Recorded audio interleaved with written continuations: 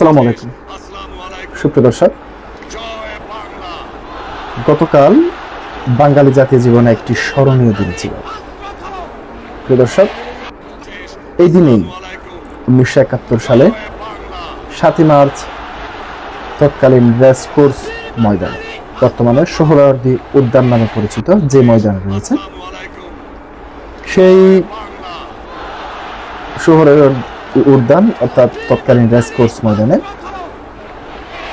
জাতির জনক বঙ্গবন্ধু শেখ মুজিবুর রহমান তিনি তার ভাষণ দিয়েছিলেন। সেই ভাষণ ইতিহাসের সেরা ভাষণ হিসেবে গিনেস ওয়ার্ল্ড বুকে নাম লেখাতে সক্ষম হয়।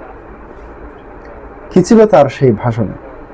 এবারের সংগ্রাম স্বাধীনতার সংগ্রাম, এবারের সংগ্রাম মুক্তির সংগ্রাম। রক্ত যখন দিয়েছি, রক্ত আরো দেব, তবুও এই বাংলার মানুষকে মুক্ত করে ছাড়বে ইনশাআল্লাহ। তৎকালীন সেই মানুষটির সেই ভাষণ শুনবার জন্য সারা বাংলাদেশ থেকে, জেলা উপজেলাগুলি থেকে শুরু করে, তৎকালীন সময় তো বর্তমান সময়ের মতো যান চলাচল কিংবা সবকিছু এত স্বাভাবিক ছিল না, সেই মুহূর্তেও লক্ষ লক্ষ মানুষের জনসমাগমে পরিণত হয় এই রেসকোর্স ময়দান। সেই সময় তার এই ভাষণটি বাঙালি জাতির মুক্তির সনদ হিসেবে বিবেচিত করা হয়। প্রিয় দর্শক, সেই ভাষণটির কথাগুলি এত প্রতিবাদী, এই ধরনের কথা এর আগে কোনো রাজনৈতিক নেতা কিংবা এখনো পর্যন্ত কোনো রাজনৈতিক নেতা এই ধরনের বক্তব্য কিংবা ভাষণ দিতে পারেননি। মূলত তার 7 মার্চের ভাষণকে কেন্দ্র করেই এবং তার নামকে ঘিরে, বঙ্গবন্ধুর নামকে ঘিরে এই 71 সালের যুদ্ধ সংঘটিত হয়েছিল। প্রিয় দর্শক, এই দিনটিকে কেন্দ্র করে আওয়ামী লীগ অফিসিয়ালি ভাবে কোনো ধরনের কর্মসূচি ঘোষণা না করলে আমরা দেখতে পেয়েছি যারা আওয়ামী লীগ সমর্থক রয়েছেন কিংবা যারা মনে প্রাণে স্বাধীনতার পক্ষে অবস্থান করেছেন, সেটা বিএনপি হোক কিংবা আওয়ামী লীগ হোক, বঙ্গবন্ধুর অবদানকে স্বীকার করে ফেসবুক, টুইটার থেকে শুরু করে টিকটক, সামাজিক যোগাযোগ মাধ্যম সব জায়গায় বঙ্গবন্ধুর সেই ভাষণটি সম্প্রচারিত হয়েছিল। যদিও সরকারিভাবে এই দিনটি সরকারি কার্যতালিকা থেকে বাদ দেওয়া হয়েছে অন্তর্বর্তী সরকারের সময়ে। এর আগে 15 থেকে 17 বছর আওয়ামী লীগ সরকার এই দিনটিকে রাষ্ট্রীয়ভাবে পালন করে আসছিল। অন্তর্বর্তী সরকার ক্ষমতায় আসার পর সেই দিনটি রাষ্ট্রীয় কার্যতালিকা থেকে বাদ দেয়। তবুও এই দেশের মানুষের বঙ্গবন্ধুর প্রতি ভালোবাসা বিন্দু পরিমাণ কমেনি। বিভিন্ন মিডিয়া থেকে শুরু করে সব জায়গায় এই দিবসটিকে কেন্দ্র করে আলাদা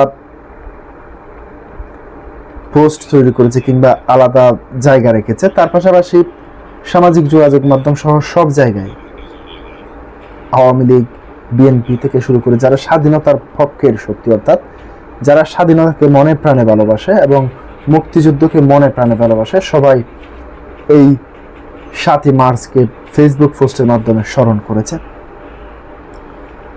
প্রিয় দর্শক, এবার দৈনিক ইত্তেফাক থেকে আমি যেই নিউজটি পড়ছি, এখানে ঐতিহাসিক 7ই মার্চ পর্যন্ত উপলক্ষে যে বার্তাটি তারা প্রকাশ করেছে সেটি আপনাদের সামনে একটু হুবহু তুলে দিচ্ছি। ঐতিহাসিক 7ই মার্চ আজ বাঙালির জীবনের এক অনন্য গৌরবময় দিন। 71-এর এই দিনে বাংলাদেশের স্বাধীনতা সংগ্রাম ভিন্ন মাত্রা পেয়েছিল। তৎকালীন রেসকোর্স ময়দানে বঙ্গবন্ধু শেখ মুজিবুর রহমান যে ভাষণ দিয়েছিলেন তাতে রক্ত টগবগিয়ে উঠেছিল মুক্তি পাগল বাঙালির। মুহুর্মুহু স্লোগানে কেঁপে ওঠে বাংলার আকাশ বাতাস, নড়ে ওঠে হাতের ঝান্ডায় তাদের গর্বিত লাল সবুজ পতাকা। 7ই মার্চ ভাষণে বঙ্গবন্ধু বলেছিলেন, এবারের সংগ্রাম বাংলার মুক্তির সংগ্রাম, এবারের সংগ্রাম স্বাধীনতার সংগ্রাম। পাকিস্তানি সামরিক জান্তা বঙ্গবন্ধুর এই ভাষণে দিশাহারা হয়ে পড়ে। মুক্তি পাগল বাঙালি জাতি স্বাধীনতার জন্য সশস্ত্র যুদ্ধে ঝাঁপিয়ে পড়তে অনুপ্রাণিত হয়। 7 মার্চ ঢাকা ছিল লাখো মানুষের সমাগম। বিভিন্ন জেলা থেকে মানুষ ছুটে এসেছিল বঙ্গবন্ধুর ভাষণ শোনার জন্য।